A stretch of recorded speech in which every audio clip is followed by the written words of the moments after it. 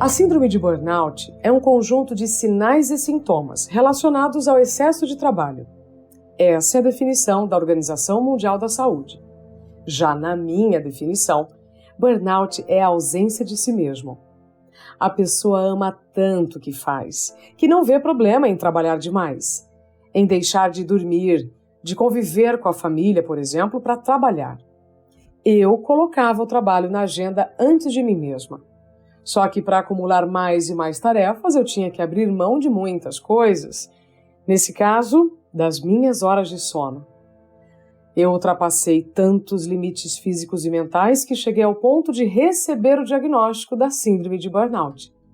E esse diagnóstico mudou a minha vida.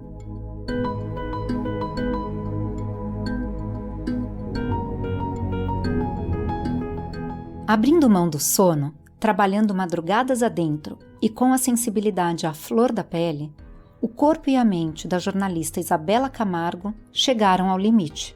A partir do diagnóstico de síndrome de burnout, Isabela se recolheu para recuperar a saúde.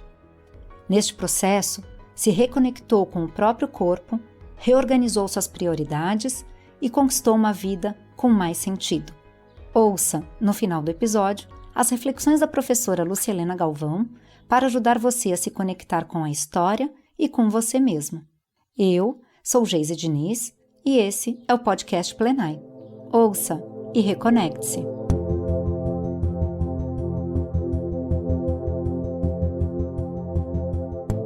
Eu sempre fui uma pessoa de sono fácil, daquelas que encosta a cabeça no travesseiro e apaga, sabe? Eu deitava às 10 da noite e levantava às 5 ou 6 da manhã sem despertador. Olha que beleza. Eu sou do dia, então eu durmo cedo e acordo cedo. Eu vivi essa rotina de sono na maior parte do tempo até 2014, quando eu passei a trabalhar no telejornal Hora 1, que começava às 5 da manhã, ao vivo, na TV Globo. Por 4 anos, até o burnout ser dispensada, eu precisava acordar meia-noite, 1 ou 2 da manhã. Só que para acordar meia-noite, por exemplo, eu tinha que dormir às 5 da tarde. Então, tente imaginar como é se deitar às 5 da tarde, com o barulho da cidade, o calor, a claridade desse horário, especialmente no verão. Mesmo assim, com todas essas dificuldades, eu fiz de tudo para tentar me adaptar a essa dinâmica de vida. Eu mudei do 3º para o 16º andar do prédio para ter menos barulho, mas não adiantou. Eu adotei um ritual para o cérebro desligar, tomando um banho morno e bem demorado, muito chá de camomila, florais, meditação, nada disso funcionou. Até que eu comecei a tomar remédios para dormir. E ainda assim não deu certo. Às vezes eram 8 da noite e eu ainda nem tinha conseguido dormir. Fritava na cama. E aí eu fazia conta. 8, 9, 10, 11, meia-noite. Daqui 4 horas eu preciso levantar. E aí o cérebro não desligava mesmo. Resultado, eu passei a dormir muito pouco e muito mal. E a privação do sono por muito tempo fez a minha mente e, consequentemente, o meu corpo saírem do eixo. O meu corpo começou a mandar sinais que algo não ia bem. O primeiro aviso veio pelo estômago. Tudo o que eu comia e bebia inflamava o meu estômago. Eu procurei uma nutricionista e depois um gastroenterologista. E aí os alimentos levaram a culpa. Eu cortei lactose, café, como se a comida fosse a minha inimiga. E aí vieram outros problemas de saúde. Problemas na pele, manchas, queda de cabelo, taquicardia. A privação de sono também atrapalha a recuperação venosa, então eu já acordava com as pernas inchadas e tive que fazer uma cirurgia para retirar a safena esquerda. Os meus exames foram ficando completamente desregulados. O cortisol, por exemplo, que é o hormônio do estresse, chegou a 31, enquanto o máximo estabelecido para mulheres é de 18. Agora, o curioso é que eu não negligenciei nenhum sintoma, tá? A cada sinal de descompasso eu procurava um especialista. Todos os profissionais diziam que o meu problema estava relacionado ao horário de trabalho e o que eu fazia nessas horas de trabalho. Eu já fazia terapia cognitivo-comportamental há muito tempo. Eu sempre cuidei da espiritualidade, então não faltou Deus, não faltou psicólogo, não faltou exame médico, remédio, não era alimentação. Faltou apoio profissional mesmo para mudar aquela situação. Eu pedi para mudar de horário, mas eu não fui ouvida. Quando eu dizia para os outros o que estava acontecendo, sabe o que parecia? Reclamação. Mas, na verdade, hoje eu vejo que eu estava pedindo socorro.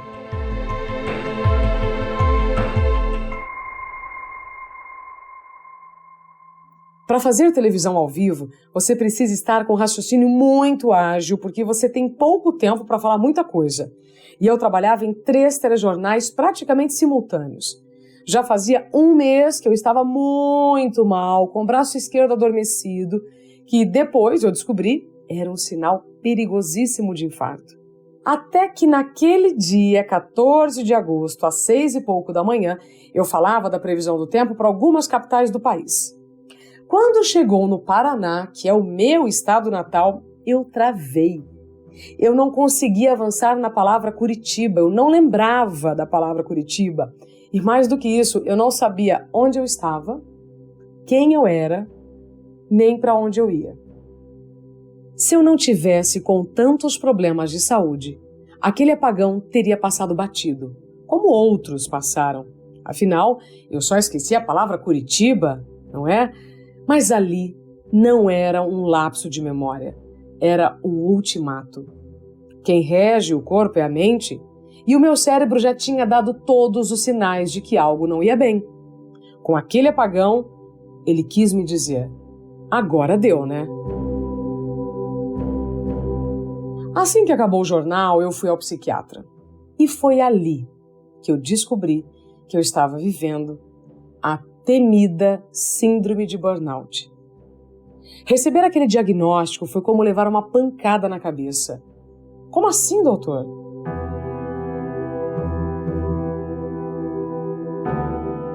O tratamento começou pelo afastamento do ambiente estressor.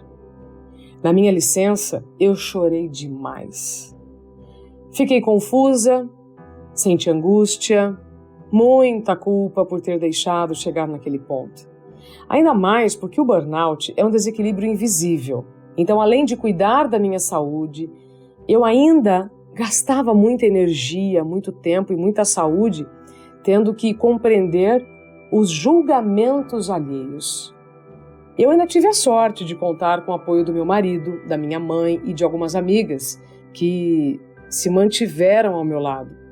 O suporte emocional é tão ou mais importante que o tratamento.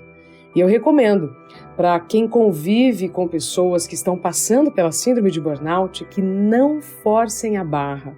Na minha opinião, a melhor maneira de oferecer ajuda é dizer: quando você estiver confortável, eu estou aqui para te ouvir, tá? Ou, como eu posso te ajudar? Respeitando o tempo daquela pessoa. O meu marido soube fazer tudo isso e foi extremamente importante para que eu não pirasse ainda mais. Mas aí, depois do laudo do perito do INSS, eu voltei ao trabalho depois de 2 meses e 15 dias. Mas sem estar totalmente recuperada, tá? Quantos anos levaram para eu chegar naquele estado?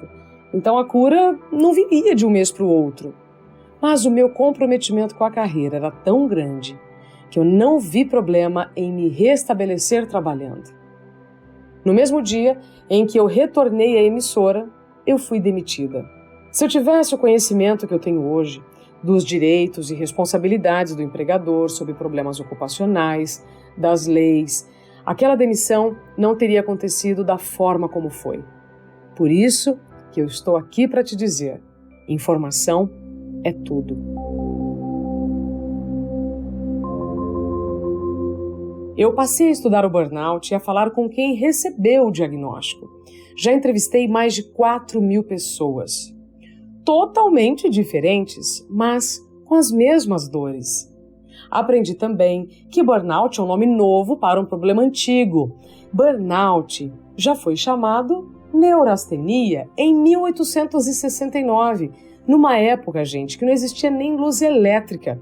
Mas a sociedade já estava estressada pelo excesso de modernidade. A síndrome é cercada de julgamento e preconceito, porque por muitos séculos, medidas higienistas taxaram como loucas pessoas com qualquer desequilíbrio mental, de lapso de memória e esquizofrenia. Eu descobri que a intolerância a uma dor invisível é muito grande. A família não sabe como lidar, muitos médicos ainda têm dificuldade para fazer o diagnóstico. Mas sabe também o que eu aprendi? Que quando você vive uma experiência com o burnout, você não é um profissional ruim, você só está vivendo um momento ruim. O burnout atinge pessoas que, como eu, amam o que fazem, são idealistas e aí, por trabalharem tanto, se negligenciam. A síndrome de burnout acomete pessoas que trabalham demais não só para os seus padrões, mas para os padrões de todo ser humano. Não é à toa que a lei estabelece uma jornada de 8 horas. A gente sabe que existe uma cultura de valorização do workaholic, não é? É o máximo dizer que a gente está sem tempo, porque está trabalhando muito. Mas me conta uma coisa. Se não é legal falar de vício em drogas, cigarro, por exemplo, vício em trabalho pode? Tá tudo bem? Hoje eu faço um trabalho de prevenção para mostrar que a síndrome de burnout é só um freio, não é o fim. Dependendo da humildade da pessoa em reconhecer o diagnóstico, esse freio, essa pausa para o tratamento pode ser momentâneo e não para sempre. Atualmente, eu, Isabela, não preciso mais de remédio, sou saudável mesmo com um problema de saúde, aliás, isso é muito importante a gente dizer, e já sei que o meu gatilho é o excesso de trabalho. Como um diabético sabe que o gatilho é a alimentação? Simples assim. Eu entendi que se eu tiver uma agenda em que eu não consiga dormir direito, em que eu fique emendando um compromisso no outro, isso vai me deixar enjoada, com a vista turva. Quando eu percebo que eu estou passando do meu limite, aí eu tenho que dizer não. Não para mais trabalho, não para entrevistas, não para mais compromissos. Eu preciso dizer não. Eu preciso treinar, lembrar que dizer não é o que vai me proteger do burnout.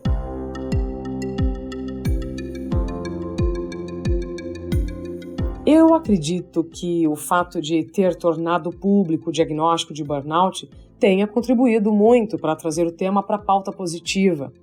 Saúde mental, a gente sabe, sempre foi o patinho feio das conversas, mas em 2020 já entendemos que não é bem assim, não é?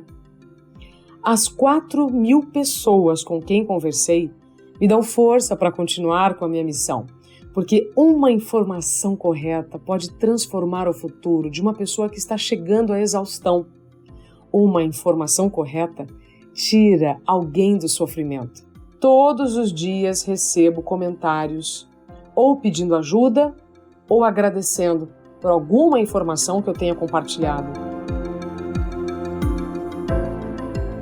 Hoje, eu luto com unhas e dentes pelas minhas horas de sono. E também luto com unhas e dentes para lembrar que as suas horas de sono também são essenciais. São nas horas de sono que a gente recarrega a nossa bateria. De tão simples que é, eu sei que incomoda. Mas eu repito, dormindo bem, você vive bem. Pode confiar.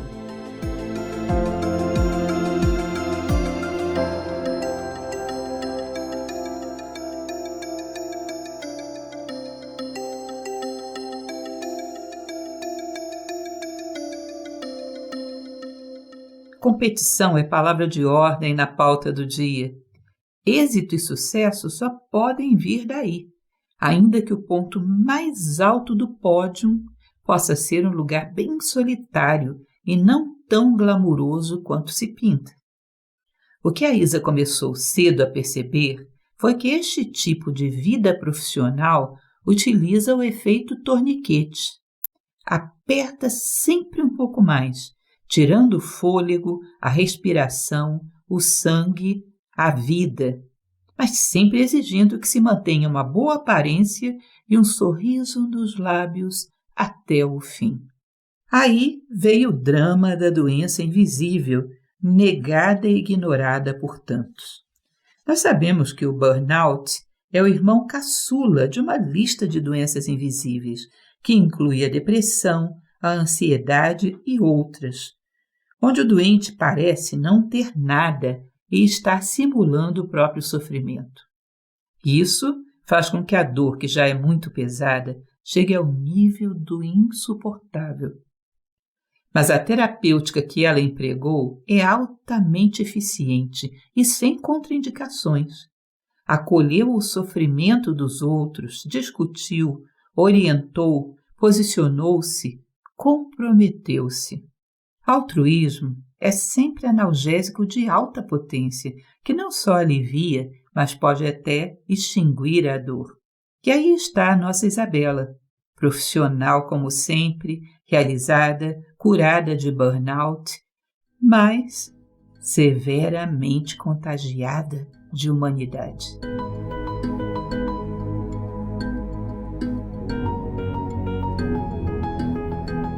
Nossas histórias não acabam por aqui. Confira mais dos nossos conteúdos em plenai.com e em nosso perfil no Instagram, @portalplenai.